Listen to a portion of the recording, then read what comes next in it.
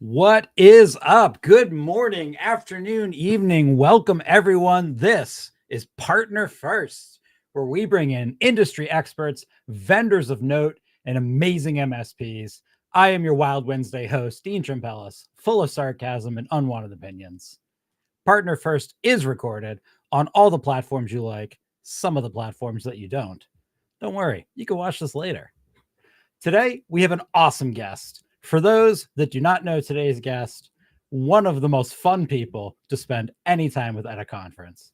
He's been an MSP, now he's a vendor, and somewhere along the way, he picked one of the most confusing and scary verticals for a lot of us MSP people. Let's welcome Tim Golden to talk to us about CaaS as a service. Meow. I probably should have done checkers as a service, right? Yeah, so, hey, Dean, thank you so much for having me. Tim Golden, founder of Compliance Scorecard.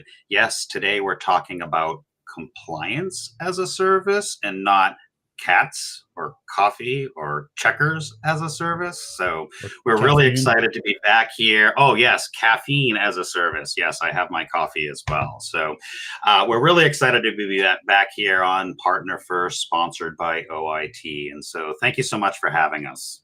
We're really happy to have you. You're one of my favorite people in the space. Thanks. Just always friendly, great sarcastic wit, which I value because we don't have enough of that. And you are a fellow obsessed dog dad, which I very much appreciate about you. So awesome. I am very happy to have you here today. I was given, before we get into compliance, I was given a short list of things I should ask you about from some of your industry friends. Sure. I was told to, I was told to ask you about your military service. Yeah. And I was told to ask you about, apparently you owned a cool car when you were a teenager. And I was also suggested I ask you about Die Hard and how that has something to do with your logo and branding. Oh, yeah. So let's see. The first one was about my military service. Yeah. So not something I really love to talk about, but yes, I was in the military for roughly 13 years. Mechanic, combat engineer, blowing stuff up and fixing stuff. It was a really good opportunity for me to build camaraderie, to build those relationships, to learn discipline. And there was this little thing that we used to have to do as mechanics called PMCS, or Preventative Maintenance Checks and Services. Fast forward 30 years later, I'm building a compliance company. Yes, because every day we had to check our boxes, hence our checkers, the boxer. I love it. Yes. 30 years in the military, 30, oh my gosh, no, 13 or so years in the military. And yeah, it was quite the experience for me. What was the next question? So I was told by someone who claims to be your friend that you had a very awesome car when you were a teenager, and apparently it was good enough that I should ask you about it. So you mean my 1972 olive drab green military color Plymouth Valiant? That was probably our good friend Matt Fox talking about, because he worked at an MSP by the name of Valiant or Relatable. So yeah, it was a fun car. It was that ugly olive drab green, chrome everywhere. So yeah, it was really great. So did you have the airplane buckles and everything? Wait, seatbelts were a thing? Yeah. No, it was like this thing up on the ceiling that I could have tried to pull. Yeah, no, wait, no. But it did have a slant six. And if you know anything about old cars, a slant six, you could never kill those engines. Trust me, I tried. I love it. Till a car caught on fire, and that was the end of it. So since you mentioned Matt, I was also told there was a very interesting story around how your logo was created. And I know I'm wearing one of your older versions of your logo. We got the gotta get you the new one. How did we get here? Like, how did you arrive at this? What led to this? Yeah. So, when I originally started rolling out what we were doing, and that was building our peer group, helping MSPs understand this, complex world of compliance and teaching them the compliant things. And so I was like, crap, I probably need a website. I need a thing. So I was like, oh my gosh, like the compliancy guy. Yeah, that's great. Let's do that. And so we initially rolled out as the compliancy guy, probably not the best pigeonholing half of the physical population of the world. I don't want to be known as pigeonholing that stuff. And so I was like, I need to rebrand. I learned a very valuable lesson about branding and inclusivity, and like, I don't want to be the guy. So a good friend of mine, Matt Fox, hopefully Matt, you might be listening here and chime in over on chat. Really good friend of mine, Matt Fox, well known in the industry, looking for work, by the way. And I was like, Matt, I got to do something. So, it's Christmas Eve. He's watching Die Hard, drinking a beer, and I'm like, what? And then like, we're literally bouncing back and forth, and I literally threw everything out. Matt built our first logo. I picked the name Compliance Risk because, that sounded good. And we came up with the first version of your shirt, right? Because I'm a military guy, I wanted the chevron, but I wanted check marks, right? Because, compliance. Right. And so Matt built us out our first, brand guide for compliance risk. And then fast forward, realizing, those two words sound a little harsh. And what we were really building were scorecards. So here we are, fast forward yet another year later. It seems like every year I rebrand, but I think I'm done, right? Now we are Compliance Scorecard. So huge shout out to our good friend, Matt Fox. If for anybody that's looking for any kind of graphics, creative direction, all that fun, great stuff, hit him up on LinkedIn, the socials, the YouTubes, the other places. So thanks, Matt, for kind of helping us get out of our own way. Yeah, he's all right. We'll keep him. So, all right. So I know you have a whole bunch of stuff because you're not only super passionate, but super knowledgeable around this. So I was an MSP for a long time. And so I kind of have just a generic starting question for you as a former MSP. Why do I need to offer compliance as a service just at all? Like, why is this even a thing? Can't I just go in one time, make them compliant? I'm done. Yeah. Why does this even exist? So, wow, there's a lot to unpack there, right? So first and foremost, let's just kind of level set, what is compliance? Right. And so for our, and for the listening audience, it can be a big, scary word, right? Oh my gosh, tax season is like 5 days away. My tax auditor is going to audit me, or the FTC or the Department of Justice is going to audit us against some compliant thing.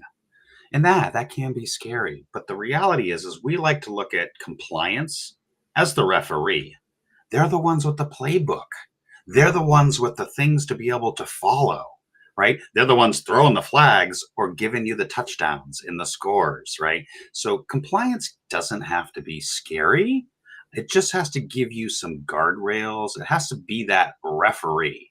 So what is compliance? It's kind of like the referee and a playbook for rules of us to follow. Now, as a service, right? As a service, when you're looking to operation your MSP services, I mean, everything we do is as a service, right? Everything that we do is, some cloud-based things, some SaaS product, and being able to bring that into your MSP and help your customers understand the risk conversation by using some compliance frameworks to guide that and build those scorecards to give you, kind of a framework of offering referee as a service, CATS as a service, compliance as a service. So some who are probably not familiar with this would probably argue that the reason why we need referees is somebody has to enforce the rules, so the players would be scared of the rules. And so I guess the first thing I would just be asking is this FUD? Like, am I just yanking on the fear lever and that's all this is? Yeah. So no,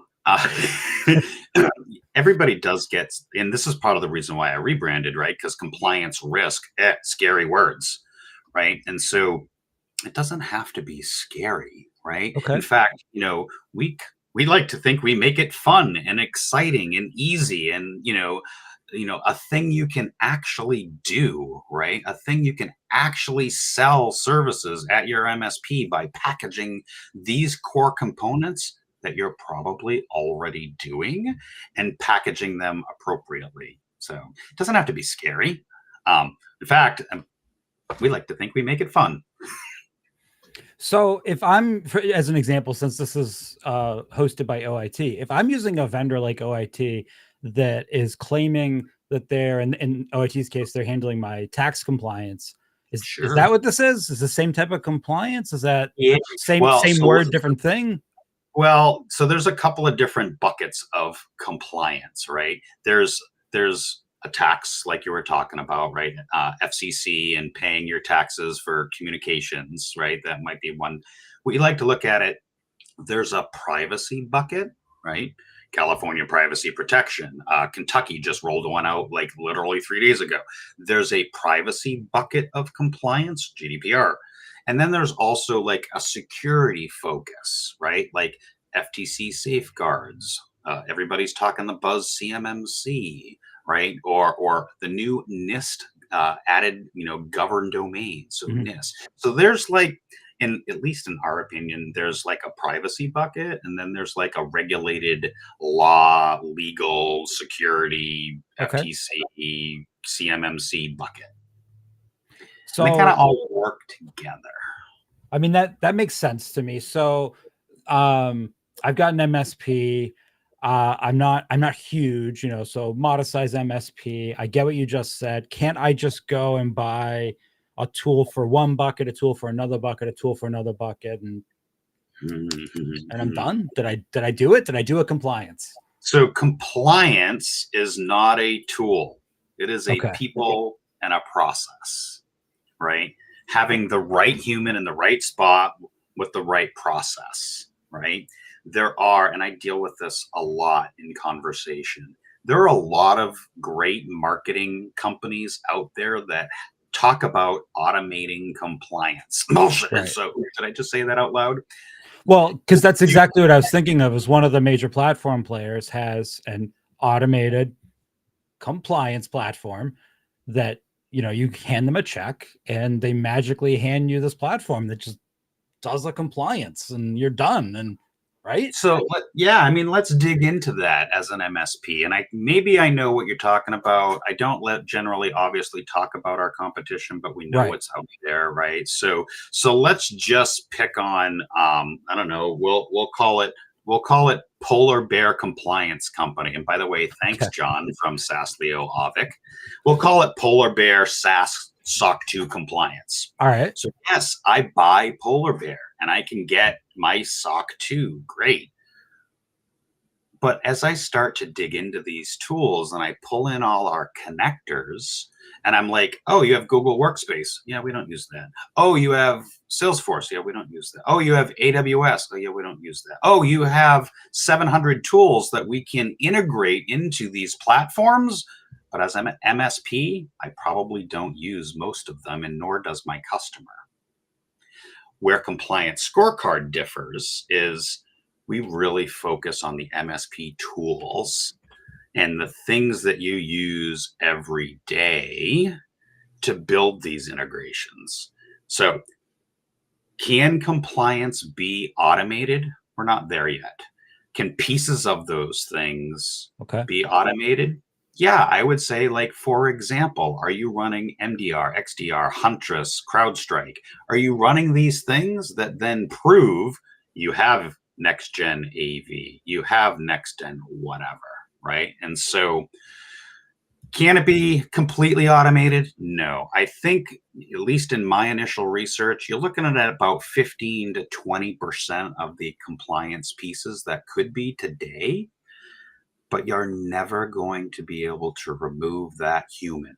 Somebody needs to read Right. this and make sure that it actually is the business practice in place. So I got a quick, I have an actual follow-up question. I have a quick question. So we're talking about integrations. I was just looking at your website and I see you have an integrations page. Yeah. And I was pleasantly surprised to see that most of the tools I'm seeing on here are MSP tools, for lack of a better term. Like they're friendship shaped tools. These are things I'm used to seeing. How did you guys arrive at who you're currently integrating with? And do you have any sort of like a roadmap in the future with additional cool things you're doing? Or is that even something you can talk about right now? Sure, absolutely. So, we have, and, Michelle from Lion Guard, Joe from Lion Guard, we did a session just last week. Go find it on our LinkedIn and YouTubes. There's this whole idea of vendors better together, right? 10xing the ecosystem, right? Right. There's all this disjointed data, all the tools. I forget the number, 27 maybe on average tools MSPs have. Don't hold me to the number. But you have all these tools and none of them talk to each other. None of them talk to each other, right? And so part of what we're building here and with our partners like Connect Secure, Lion Guard, Nodeware, Sention, and the list goes on and on. You can see that on our website. These strategic relationships are because us vendors, we want to be better together and be better for the MSPs so that the MSPs are then better for their small customers, right? That whole concept of, I don't care about Salesforce, right? The 0.1% of MSPs that use it, yeah, we'll get to it maybe someday. I do care about the RMM, the PSA, the Azure M365. I do care about the tools that you are using in your everyday practice. And so the more we can work together, the better it's going to be for the MSPs in the long run. Well, I'm seeing vendors on here that are competitors, and I appreciate that, because when I was at my MSP, one of the things that was really frustrating is, yeah, on the one hand, you certainly do want a primary ecosystem because it makes life easier, but you also don't, because then, as we saw with ConnectWise and Kaseya, they started buying up some of our favorite vendors, and you kind of had to choose a team. So I like that you have a diverse set of options here. I don't have to be one kind of MSP. You don't come here and feel welcome. And we've got, you asked about roadmap, I don't hold me to the number, but I think there's 26 or 24 on the roadmap. And we're, awesome. We're going fast. Every time I turn around, the devs are like, hey, this one's done. Okay, ready for QA. Like, I spend a lot of my time in QA. we'll have to make sure that we get OIT in here and helped on this list as well. It's funny you should mention that. Is Jack still on the live stream? Jack, you're still on the live stream. Jack and I just did part of that onboarding literally yesterday, working through kind of what this looks like. So yeah, OIT is part of the family. That's awesome. Yeah. So you said something before we talked about integrations about the automation component, that there's still a people element in handling this. And one of the challenges I faced at my MSP was that people element, because as we moved into also doing, this was years ago, so not as mature as it is now, but doing compliance, I would occasionally have clients of modest SMB size that would say, I don't care. I will just pay the fees and fines if I ever get caught. And we had a lot of trouble overcoming that type of conversation because I didn't have anyone to talk to learn from. So I got really excited when I saw you were doing peer groups, because I was thinking, that's something I totally could have bounced off a peer group if I had it available at the time. How do I approach this conversation? So I guess two questions that come out of that. First of all, what do you tell to SMB clients that have that attitude? And then tell me more about your peer groups, because that's a Dean thing. I'm just like super into peer groups. Love that. So obviously you get a lot of objections as MSPs. One of them is the I don't care conversation. The other one is the don't worry, insurance will take care of it conversation. Right. And so, as we all know, cyber liability insurance is getting harder to get and more expensive. We have an integration with Fifth Wall Solutions to help that process, by the way. And so cyber insurance is no longer going to be able to cover their butt, right? Or if it is, right, it's going to get way more expensive and probably not cover everything, right? So, and if I get caught, well, yeah, there are fines, and those fines are getting steeper and steeper and steeper. And I can bring quotes and stats, and you can find that on our website. But if you get caught and insurance, one of those buckets are going to deal with something when you are caught. Many, many, many states now have reporting laws. Yes. And federal reporting laws, 24-hour reporting laws, 48-hour reporting laws. And so if I get caught, you're going to wind up on the front page of something, as you keep seeing in the news. Your brand reputation is going to be destroyed. And recovering from that is not just a fine. It's a complete ecosystem of risk, reputation, and revenue that'll all take a hit. I've seen it time and time and time again. And compliance can help you give some of those guardrails. We have an audience question here from Greg.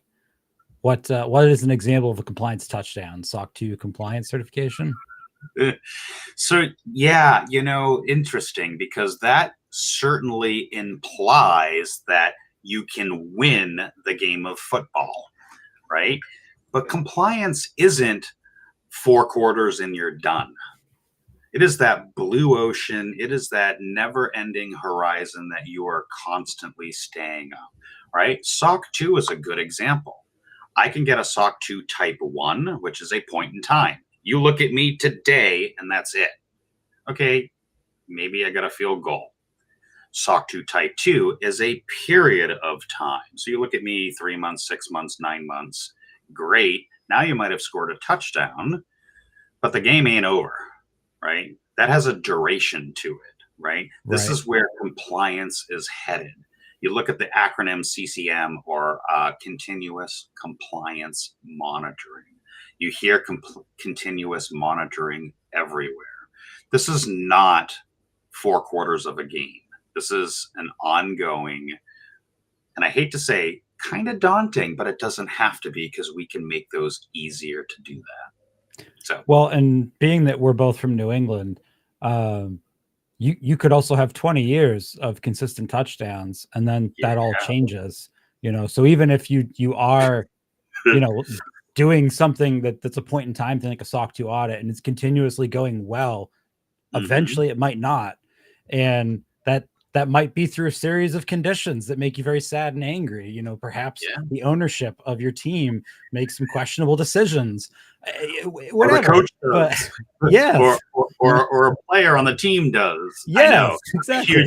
Huge New England fan, and have been since the early 80s. So I have lived the bad times of the Patriots football and the good times. And yeah, now we're back on the bad times. By the way, since you mentioned touchdown and we're talking football, go to our YouTube channel, compliancescorecard.com/YouTube, and watch the series that I did on Sarah, who was started out as an IT, level 1, level 2. And I walked Sarah through a 4-quarter football game to become the MVP of compliance. So I have a whole series around, I love it, football and compliance, and kind of walking a technician through that easily. As you know me, I love storytelling. Yes, that's why I like talking to you. So I know I'm slightly derailing the compliance talk track. Here we go. I am Where's Ray? super curious. I'm not muted. I'm not pulling a full Ray. I'm curious why you decided to start a peer group. I'm a huge peer group fan for especially middle management at MSPs, because there's just a real lack of competent management elevation in this space. Checkers. So what made you decide to do this? Because this to me is one of the most interesting elements of your platform versus all of the other platforms that claim, at least superficially, to do the same thing. Why a peer group? This is actually how we started. There was a large vendor with a big tool back in the late, 2000, 2001 that was buy our tool, make millions on CMMC. Now, fine.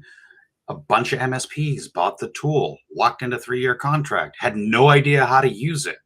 So I started giving free advice on Facebook, LinkedIn, Reddit, jump on a call, 30 minutes here, 30 minutes. I was basically losing 2 days a week giving free advice away. Not sustainable.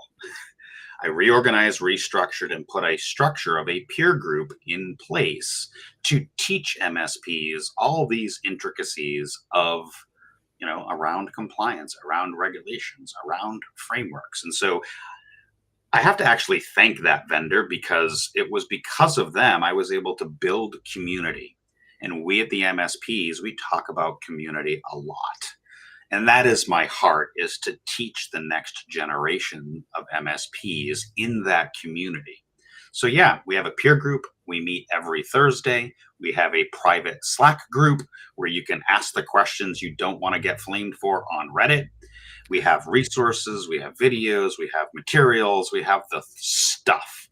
And so, now we're taking some of that material and expanding out. We're working with our friends at Empath Cyber to build out courses on compliance, on GRC, governance, risk, and compliance. So I'm almost done this 9-part series that'll go both in our peer group and over at Empath to give you a foundational thought process around GRC.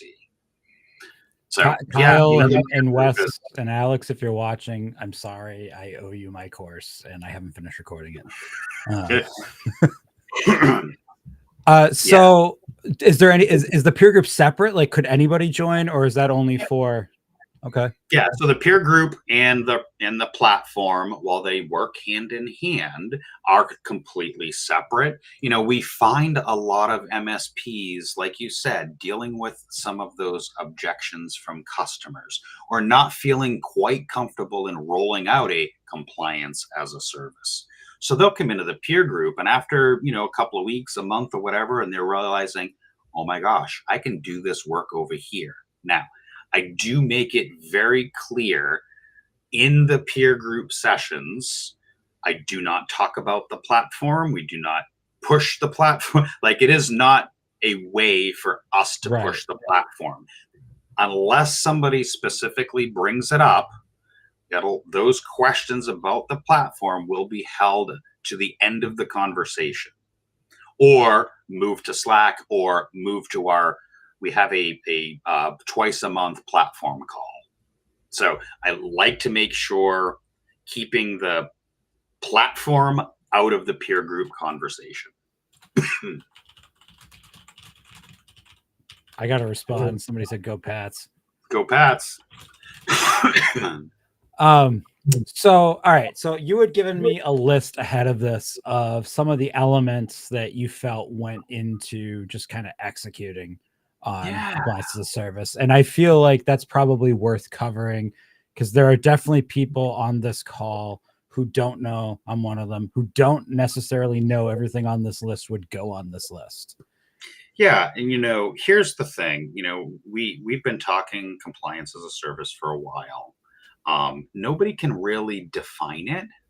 So we might as well set the benchmark. We might as well work through what is compliance as a service, and take into consideration cyber liability insurance and other frameworks, and kind of think through policies and procedures. Number one, if it's not written down, it doesn't exist, but you're still held accountable. Policies and procedures is the baseline. We know that from running our MSP with onboarding, offboarding, password creation. We know that. We're just, pivoting that now to kind of security and compliance. And we can do that through Compliance Scorecard by giving you dozens and dozens and dozens of templates that I wrote for the last 20 years. And yes, I'm not supposed to say we wrote. No, I wrote them over the last 20 years. So starting with policies and procedures, but not just a Word document that dies in SharePoint, an actual governed process for this stuff, aligning it appropriately to business practices, working with your customer to authorize this because it's their stuff, not yours. You need them to sign off and agree. Adopting, like ensuring that end users actually are trained and adopt and sign off and build that corporate culture of security. And then lastly, assessing them, regular cadence. Don't let them die in SharePoint and be forgotten. I mean, I talked to a company a couple months ago and I was like, hey, when's the last time you looked at your employee handbook? And they were like, 14 years. I was like, wait, so, you work from home. So how do you do that part though? That recurring assessment part? Because like we already know a lot of MSPs really struggle simply with setting a TBR or QBR and delivering enough value where their clients will show up for like the second or third one. That's already a struggle that most MSPs have. And I would imagine if they don't comfortably understand how to communicate the value of compliance, they would struggle even harder to set that meeting cadence with their compliance as a service. What do they do to get around that? This is really the benefit of the platform is, with our integrations and bringing your customer into that collaborative environment, right? So the notifications, we're building out Slack and Teams, so they're being notified over there, email, ticketing, blah, blah, blah. So it's really a collaborative effort between you and your customer. And we're just going to keep bugging them until they do the work, right? So I get it. Getting a customer to a QBR, well, that's an Alex and Marnie, right. Lifecycle Insights, our friends over at, Lifecycle or now ScalePad. That's a them conversation, and they've nailed that.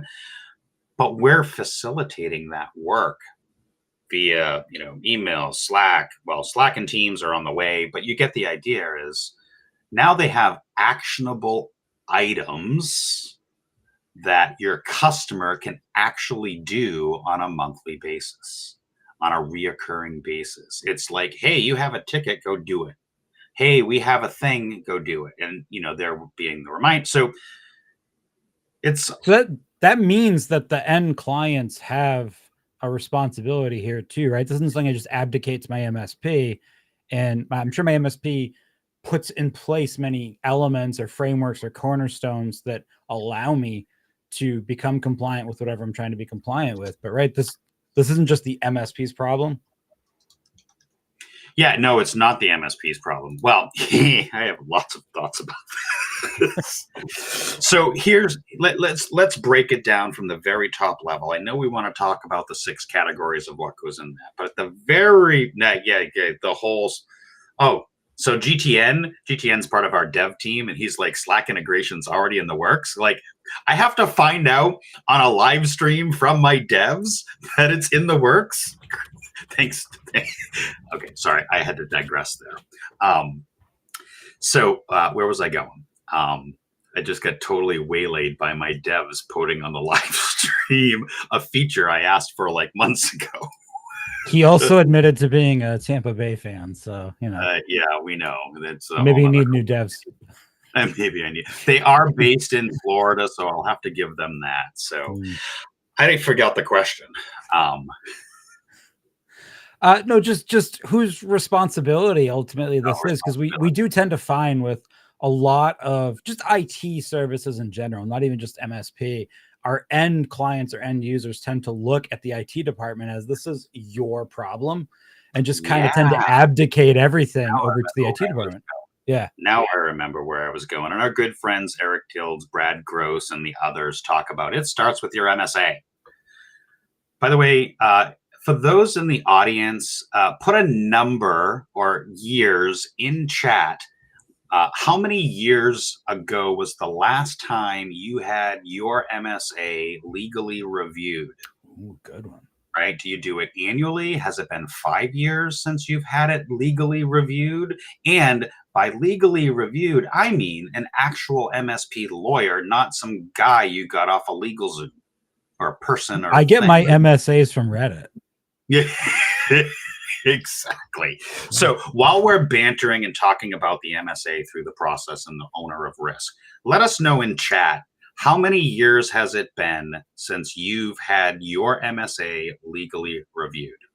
Now, yes, it starts with your MSA. That's a whole nother can of worms that I'm not legally qualified to talk about. Great. And that flows all the way down through to the services that you're delivering to your end customer. And if you're not defining those services appropriately, then you own that risk. You are part of that and culpable of that risk, right? If you're not working together to have exceptions of that risk or delineating that risk between you and your customer, because you didn't start at the top with your MSA all the way through, you're most likely just as liable. I mean, maybe Simon can find that recent article that came out a week or two ago about an MSP getting sued because they thought they were just taking care of it, right? That's a huge challenge in the industry. In fact, I got a great little YouTube short, like, you own all the risk and you need to do something about it. And you need to start with your MSA and flow that all the way down to policies and procedures and so on and so forth.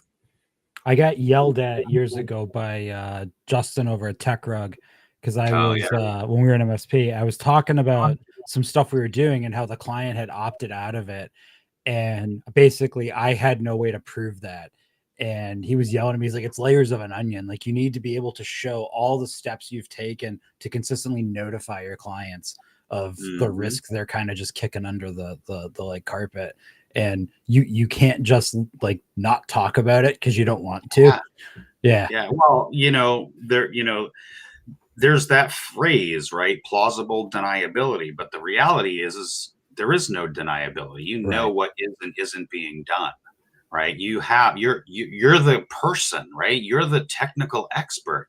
And because your customer is literally thinking, oh, they got this, when you really might not, right? Like 2FA, we're still 2024, we're talking 2FA, right? Why are we just not YubiKeys? Windows Hello is part of So MSPs are owning all the risk. They're owning that risk because they don't have proper agreements in place. They don't flow that through policies and procedures. I don't want to talk about the MSA stuff because I'm not a lawyer, but we can help you with all the policies and procedures. We can help you with operationalizing that at scale. So you mentioned 2FA. What's some other common areas that this sort of broadly applies to at MSP? Yeah, so when we think of a compliance offering at our MSP, and maybe repurposing and repackaging some of the things you're probably already doing, like backups, like identity management or privileged management, right? That whole human layer, that whole access layer, right? So backups, an access layer, whether it's PAM, privileged access, or identity, IAM, that kind of access. Policies and procedures, right? I mentioned that several times already.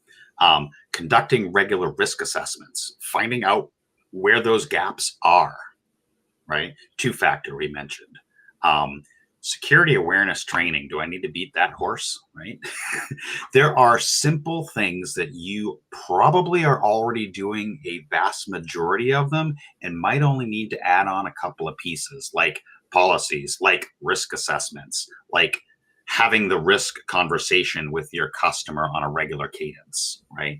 I'm going to coin the new term. Instead of QBR, it's RBR, or risk business review. I like that. I like that better already. That's great. Yeah. So there are just some key things you can do. If you take anything away from this conversation as an MSP, take away policies and procedures, security awareness training, two-factor authentication, backups, dealing with that identity layer, right? Just a few simple things. And then here's the cool part. Maybe you're doing backup. Maybe you're doing these and you're part of all of your all-inclusive package that you have Right. today.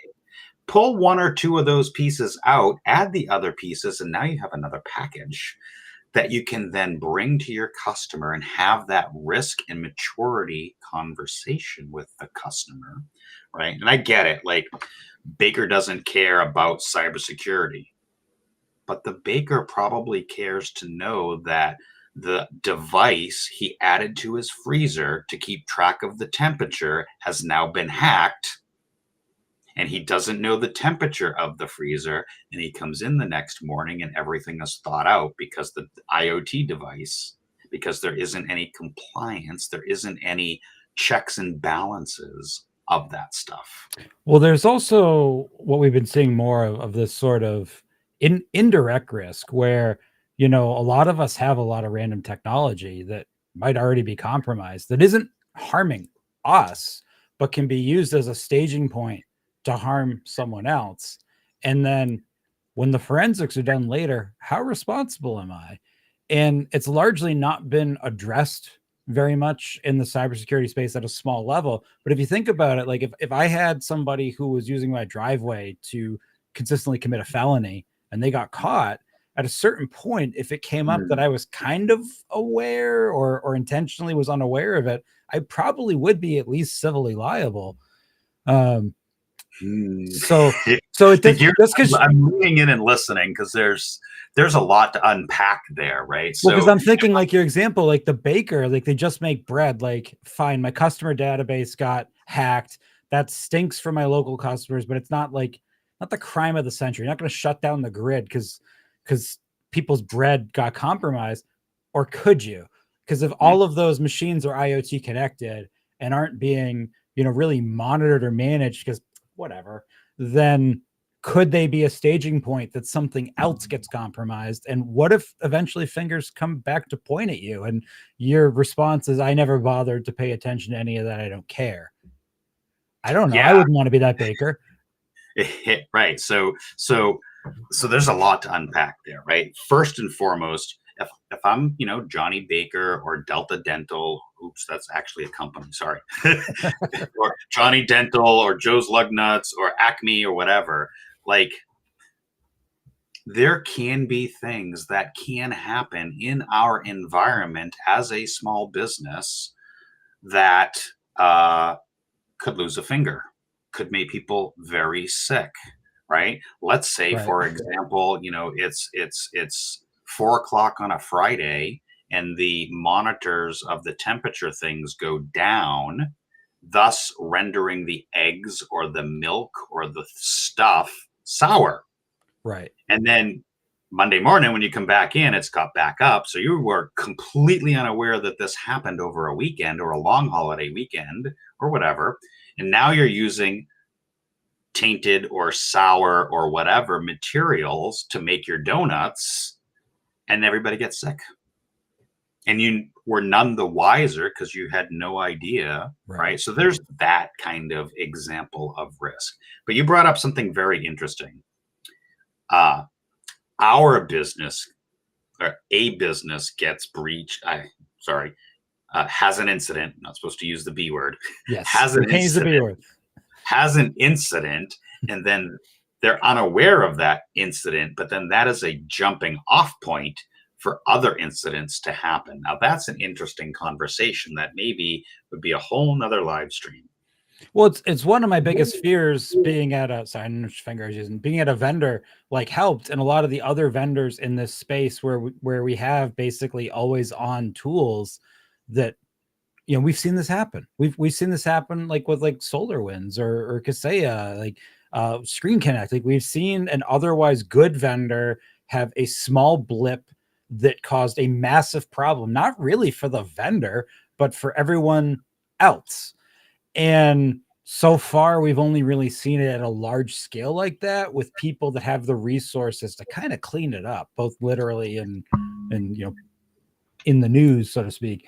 But like, what if that happens to Joe Baker? I mean, what if that happens to, the local dental office where all their imaging machines get compromised? Like like Josh just threw in there, their deli, right? I mean, like no baloney, it can happen Yeah. to a deli, you know. Certainly lots to unpack. That jumping off point, like you have my gears spinning, and it's probably going to need to be a Team Tim Friday live stream at this point, because that concept came actually from OIT, because when I was briefly over there, kind of like straightening out the client success department, I would meet a lot of MSPs and ask them if they were approaching selling basically unmanaged 2-port Linux switches that they can't secure from a security standpoint, and were they using that to sell VoIP? And like, are you going into an existing MSP and say, existing client that has an MSP and saying, are they managing all of these high risk IoT devices by segregating them? No. I know the answer is no. Offer to do that for them and you'll be impressive. And that's what got us thinking a lot about, like, wow, like it's not just your Amazon Alexas or like your Honeywell thermostats that could get hacked. Like there's I have 2 printers behind me, and like they're Linux computers. I can't secure those. So if they're connected to the internet, who knows what they're doing? Yeah, and it just so happens that printer behind you has one of our old stickers on it that I can see. Yes. Literally front and center. You make a really good point, right? Like it's not just your thermostats or your cameras and that, like some of these things run full-blown operating systems, and they can act as jumping off points. And that the gears are spinning. I'm gonna have to do a whole nother session on this. All right. Because that like totally went off the rails from compliance as a service. But I think the takeaway I got, and I've gotten in the past from talking to you, is that if I'm following a compliance framework, I'm having these regular meetings, I'm going through the list, I'm verifying my policies and procedures, there's a better sense that both me and my client will at least be aware of, and then can choose to take action on or not take action on things like my printer getting compromised, or the Unify AP sitting right there that, maybe my network doesn't get hacked, but it's used to hack someone else's. If I'm just ignoring all of that, there's pretty much no chance I'd even have the wherewithal to do something about it. Right. Let's even just take the word compliance out of the conversation, right? As I mentioned before, compliance, referee, playbooks, blah, blah, blah, touchdowns, fun things. Let's just take CIS, right? We all know CIS. It is not a specific legal regulatory framework like, I don't know, CMMC, for example, or 800-171. But let's just take CIS. Well, number 1, figure out what you have. Number 2, figure out what's on it. Number 3, figure out who can deal with it, right? It is a prescriptive way for you as an MSP to walk into the conversation with your customer and say, no, I don't have this. Yeah, you think we're the IT guy and we got it. Or, hey, we're your lawyer, we got it. Hey, we're doctor, we got, no, wait a minute. I can walk into that customer and I can say, no, we don't. Because you know what? We kind of walked through this thing and we identified all these areas of things that just aren't being done. And you think we are, and our MSA says, yeah, we're not, because you're, not properly informed of MSA, blah, blah. But regardless of the bad things, let's just build a better defensible business. Good practices, good business hygiene, right?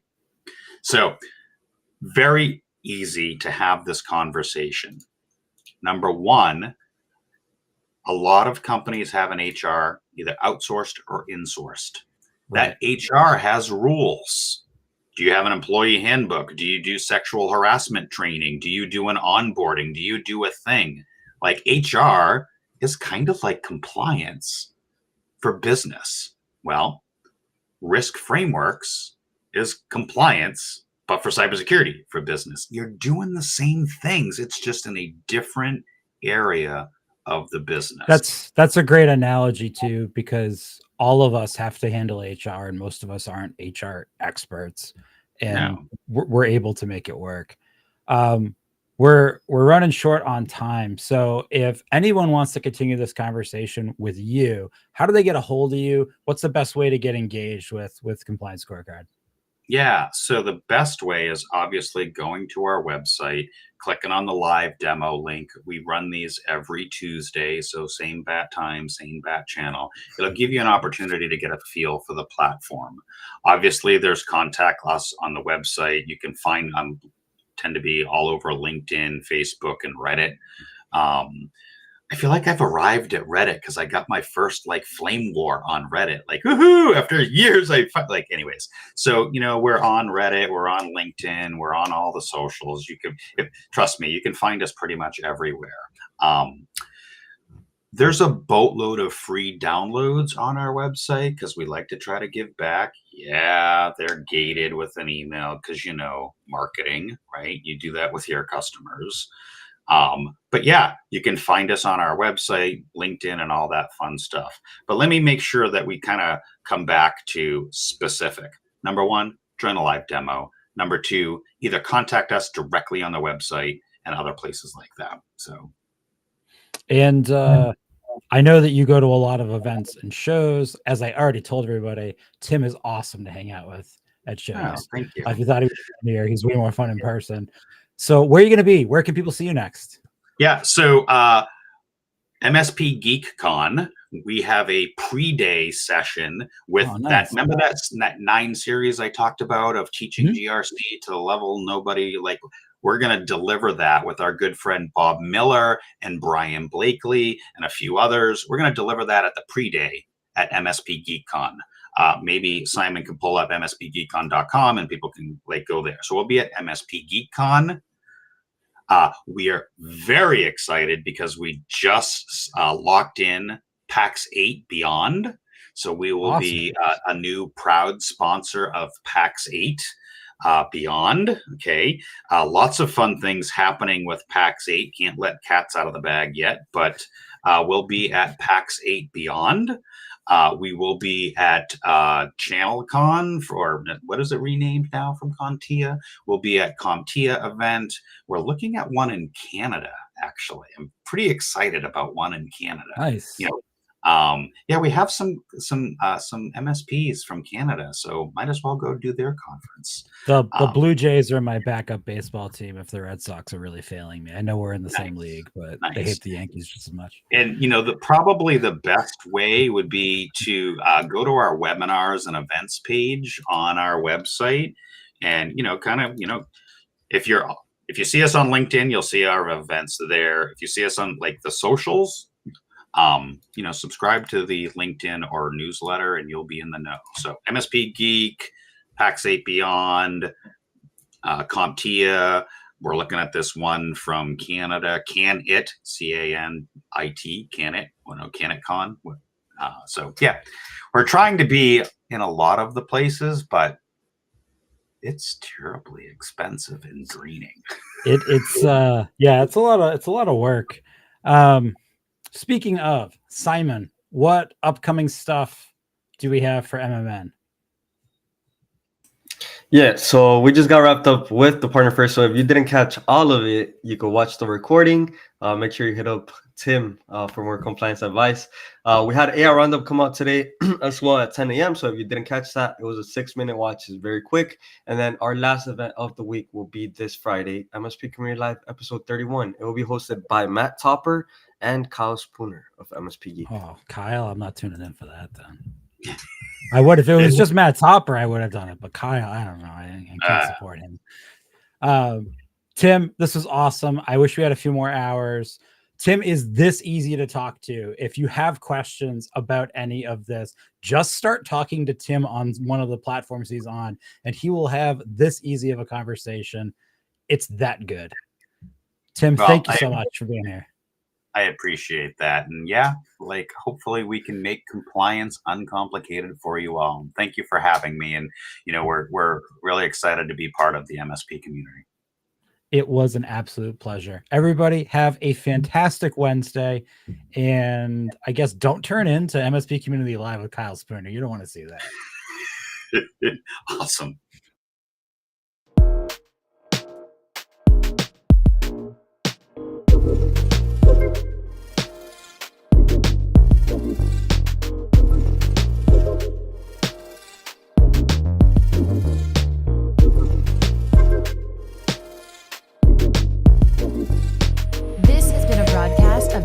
MSP Media Network.